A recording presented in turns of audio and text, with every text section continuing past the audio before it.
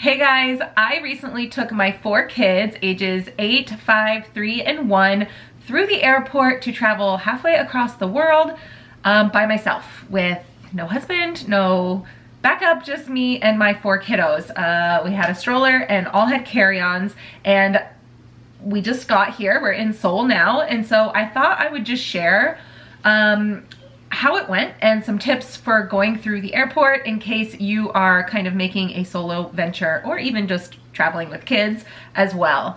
I have traveled a lot with my kiddos, but this is the first time I have done it solo, so definitely learned some things on the way.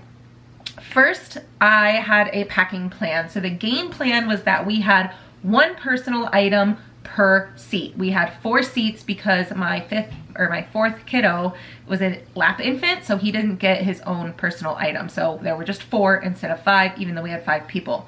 And that's all we brought. I did not have a checked bag. I do not have a carry-on size, something that would need to go in the overhead bin, just a personal size item backpack for most of us. If you see here, it's a miniature roller that my 3-year-old used, but it fit under the seat on the airplane. It's considered a personal item, and that is all we brought with us for this trip.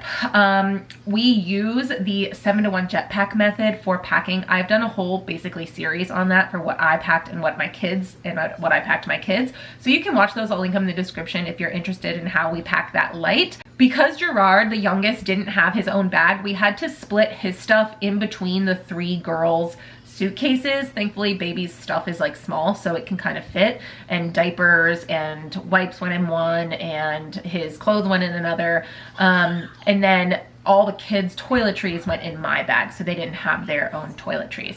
Everyone had a couple snacks that were easy to access, and the needed items as we packed them were on top. So like the clothing packing cubes went on the bottom of their suitcase, the entertainment was on the top, the diapers were on the top. That way, in flight or in the airport, if we needed them, we could easily access those things.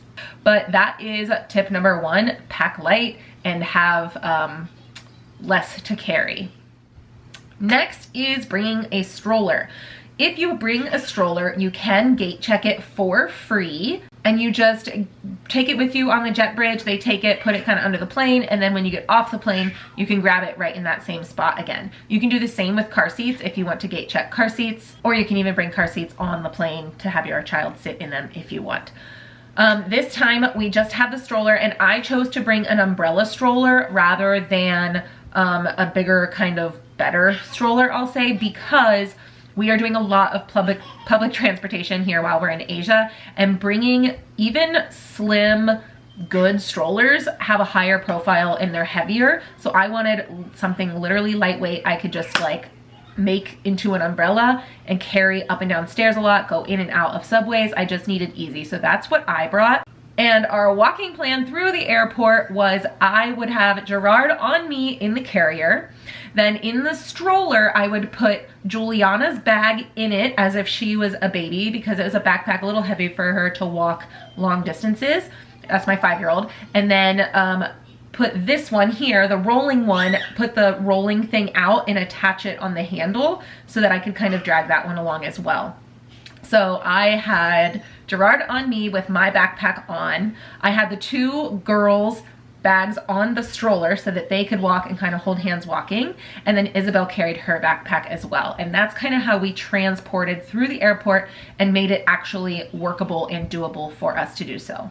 This made it really good for me too, because I could just obviously take my hands off the stroller, and then I had 2 hands free. So if I needed to grab our passports for TSA, that was not a struggle because I had 2 hands.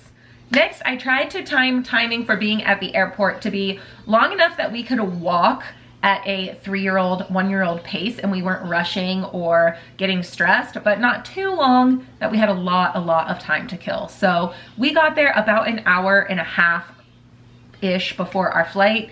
Yes, it was an international flight and they say to arrive earlier, but this kind of works with my next point of get TSA pre-check. I promise you it is worth it. It lasts for years and it is worth every bit of money when you are traveling with kids. You do not have to take your liquids out. You don't have to take your shoes off. You can just like walk through, and the kids are free with your TSA membership. So I had to pay for mine, but not the kids. All 4 of them came with me free, and it eliminated so much stress.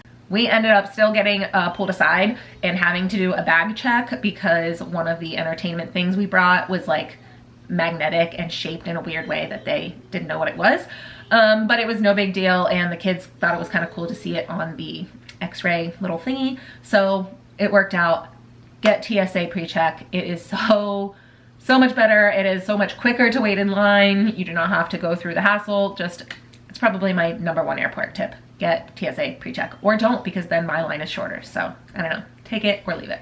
The next thing we did was kind of just divide and conquer. So I was asking like the kids to have a job whenever they could. For example, I need help finding the elevator. Who can spot the elevator? And the kids would try to help me look. I needed Isabel to hold Rosemary's hand because I was trying to nurse Gerard or something like that. And Juliana needed to hold the water bottle for a minute. You know, just things like that. I tried to kind of help them get a sense of independence, I guess, or give them jobs when I could. My kids love feeling helpful. They love to be the one to help, and I think kids just like that in general. Another thing I would recommend is finding the airport playground. A lot of airports have playgrounds, and letting the kids just run around there and burn some energy before you get on the plane, because you're gonna be sitting a long time. They're gonna be confined in a space where they have to be more still. So letting them kind of get some of those wiggles out and burn some of that energy is really helpful. Once you are at the boarding gate, I like to then watch planes. We don't really watch the planes until we are waiting to actually get on the plane, because that gives them that to do at that time, if that makes sense. And then we board completely last if possible. I know some people like to get on early and use the priority boarding that they usually give to kids, to families. I would caution against that. If you're worried about the overhead bin space, then that's just all the more reason to pack less, like we do.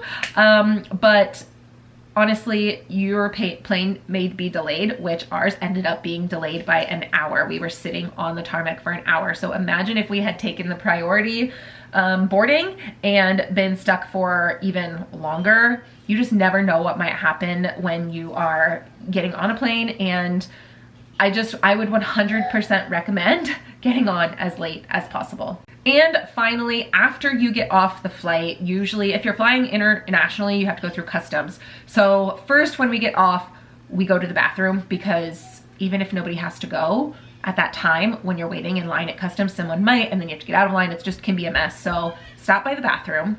And then when you are going through the customs lines, try to lock eyes with an attendant or a worker there, because sometimes they have, if there's not a sign for it, there could be a sign for it as well, where they have a family line. But if you kind of lock eyes with them and they see you're with kids, sometimes they'll take you through the other line, like maybe the domestic line of national people from that country, and it's a much shorter go. They just sometimes, a lot of times, are really good about that, and you don't have to wait through the huge line with 4 kids, which can be a lot. So definitely ask or look into that at places when you arrive, because it can save you a lot of time and stress. I'm going to wait and do a whole different video on how the actual plane ride itself went and some plane tips. So stay tuned for that. I think it would be too long. This video would make it way too long. So I'll just wait for that. But if you are planning to travel with kids, if you are planning to travel solo, just know you can do it. If I can do it with 4 kids solo, then you can also do it. It takes planning and maybe some patience, but it's doable, and you're not alone, and you can do it. So that's all for this one. I hope you enjoy any travels that you are getting ready to take, and I will see you next time. Bye.